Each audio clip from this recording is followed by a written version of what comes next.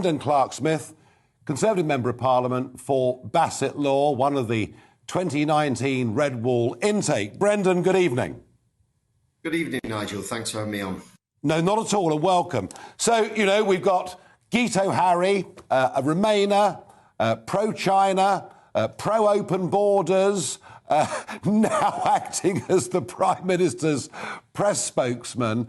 And yet we have Kwasi Kwarteng and others going around the place saying everything's fine, it's all sorted, we're getting on with the job.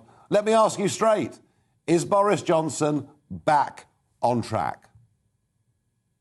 I don't think he's ever really been off track, Nigel. I think there's plenty of achievements that the Prime Minister's had so far. And yes, of course, we've had a difficult period at the moment, but I think the things that we put forward to people at the election, I've certainly still got a lot of faith in those things. And yes, at times we need a bit of a reset. There's been a clear out at No.10. And there's lots of plans there, lots of new people coming in. So I wouldn't say he's gone off track, Nigel. No, I think actually this is part of a new start, really, for us all. When you think of what people in Bassett Law voted for, not just in the referendum, but when they voted for you in December 2019, they didn't vote for the kind of politics that the Prime Minister's new press spokesman represents, did they? Yeah, I think the key point here as well is that the Prime Minister's press secretary isn't a politician. He's not a member of Parliament. He's not there to set policy. He's there to do a job in communications. Now, the taking the knee thing's been mentioned as well, Nigel. I've had the odd fruity thing to say about it myself. I think my views are very similar to yours on that issue. We are quite a broad church in the Conservative Party, as you know. Again, with Leave and Remain, I'm from a constituency where nearly 70% of people voted to leave. I've been a strong Leave campaigner, but then I'm working with a lot of people in Westminster who voted Remain. And I try to use the phrase that we're all Brexiteers now, and it's about that unity. And I think you need that kind of broad spread and be able to bring people together. Now, of course, we've also had Steve Barclay, who's been appointed. He's very well respected across the House. And, of course, Steve was a Brexiteer. So It's about having balance as well, I think. No, that's a fair point, and I get that. It's just that he's not going to be acting as a spokesman for the Prime Minister. And I must, Brendan, ask you, these Jimmy Savile comments have caused a huge row and now some pretty ugly scenes outside Portcullis House this evening. And you and I both know that tomorrow's newspapers are going to be filled with acres and acres of comment about this, pointing the finger of blame at Johnson, and they're going to say that he's coarsened political discourse and that's led to this behaviour. What are your feelings on the comments that he made?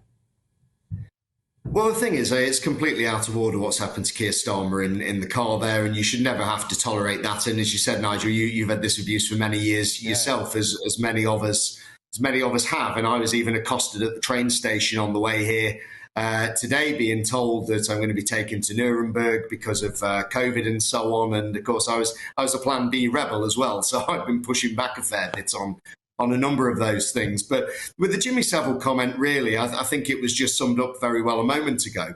When you're the head of an organisation, you take ultimate responsibility for it, even if you weren't personally involved in that.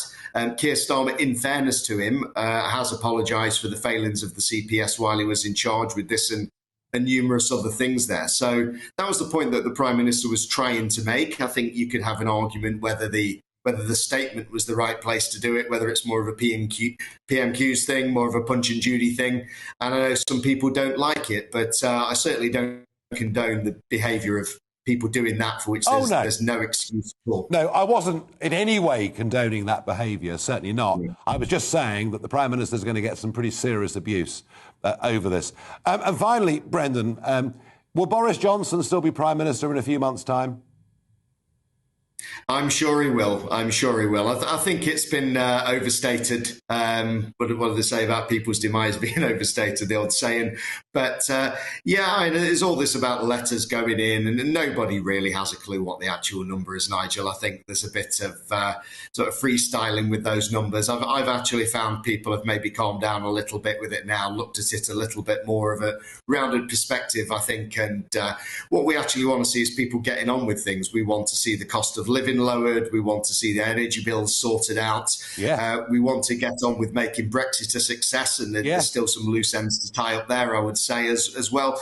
And we don't want this Mickey Mouse stuff in the mainstream media all the time, constantly. So I think people want to move on. Doesn't mean they've forgotten, doesn't mean that you condone behaviour that is wrong, and people shouldn't be punished for that if there's something that is wrong. But I think at the time, what the public want and what the press want sometimes are two very different things. Well, Brendan Clarke-Smith, I hear what you have to say very, very clearly. I suspect moving on from the Jimmy Savile comments and Keir Starmer may be difficult. We thank you very much indeed for joining us here on GB News.